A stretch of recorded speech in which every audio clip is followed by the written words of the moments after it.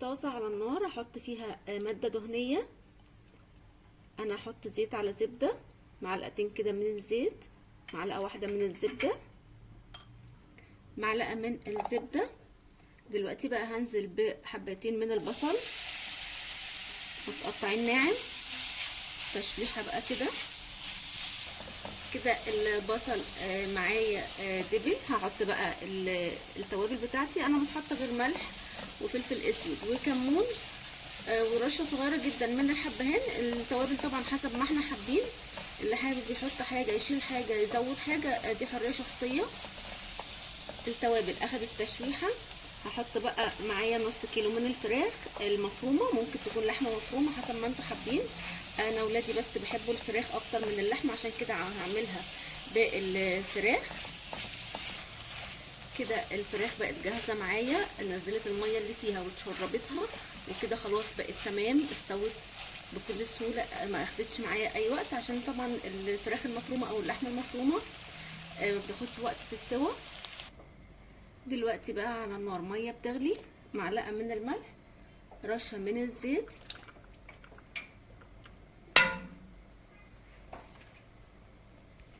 وهنزل بكيسين من المكرونه القلم بالشكل ده كده. هسيبها تغلي لمدة 9 أو 10 دقايق. بقى حلة على النار فيها معلقة من الزبدة، معلقتين من الزيت، معلقة كبيرة مليانة طبعا، يعني بمعلقة الأكل تقريبا 3 معالق، معلقتين كبار كده من الزيت. دلوقتي الزبدة والزيت خلاص أخدوا يدوب لون بينك جدا. حطيت كوباية من الدقيق، مكعب واحد من مرق الدجاج. هقلب بقى الدقيق في السمنة والزيت كويس جدا. شلت المعلقة وجبت المضرب، تقليبة كده دقيقة واحدة بس الدقيق بتاعي يتحمص. بعد كده بقى هنزل باللبن شوية بشوية واقلب. كل ما الدقيق يتشرب اللبن هنزل بشوية تانيين.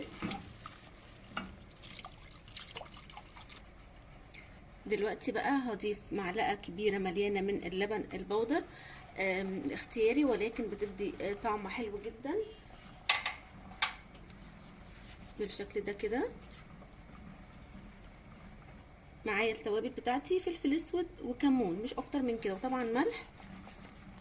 دايما اقول اللي حابب يحط اي اضافات ممكن طبعا احط جوز الطيب، بتدي كمان طعم حلو جدا. كده البشاميل بتاعي بقى جاهز، ابتدى يعمل فقاعات بالشكل ده كده. دلوقتي بقى ده القوام، مش عايزاه اتقل من كده ابدا، لانه لسه يعني نوعا ما لما يبرد هيبقى اتقل من كده بالشكل ده. دلوقتي بقى هطفي عليه النار واشوف المكرونه بتاعتي. كده المكرونه بقت جاهزه، اخدت السوا الفتره اللي احنا عملنا فيها البشاميل، بقت جاهزه معايا بالشكل ده كده. هصفيها طبعا. دلوقتي انا صفيت المكرونه بالشكل ده كده. يفضل يكون 80% سوا او 75%، نسيب فيها قطمه كده بسيطه. دلوقتي شويه بقى كده من البشاميل مهم جدا نحطهم على المكرونه، عشان المكرونه بتاعتي تتماسك على ال90% سوا او 80، او يعني المهم ما نوصلهاش ل100% سوا، حسب ما احنا هنحطها في الفرن قد ايه. هتنزل شويه من النشا على البشاميل فهتتماسك. قلبت المكرونه مع البشاميل بالشكل ده كده. محتاجه كمان شويه، انا عايزه المكرونه بتاعتي تبقى جوسي كده وشاربه شويه من البشاميل حلوين. هرجع اقلب كده حلو قوي. دلوقتي بقى الصاج اللي انا هعمل فيه المكرونه، حطيت فيه كبشه كمان من البشاميل كده في القعر. هحط بقى اكتر من نص الكميه بشويه بتاعه المكرونه تحت، يعني التلتين تحت والتلت هو اللي فوق. هفردها بقى كلها كده في الصينيه، التلتين اللي انا احطهم من تحت. سويت القعر بتاعي شويه كده كمان من البشاميل. جربوا الطريقه بجد هتعجبكم جدا، هتحسوا قد ايه هي جوسي كده وطعمها تحفه. مكرونه بشاميل يعني.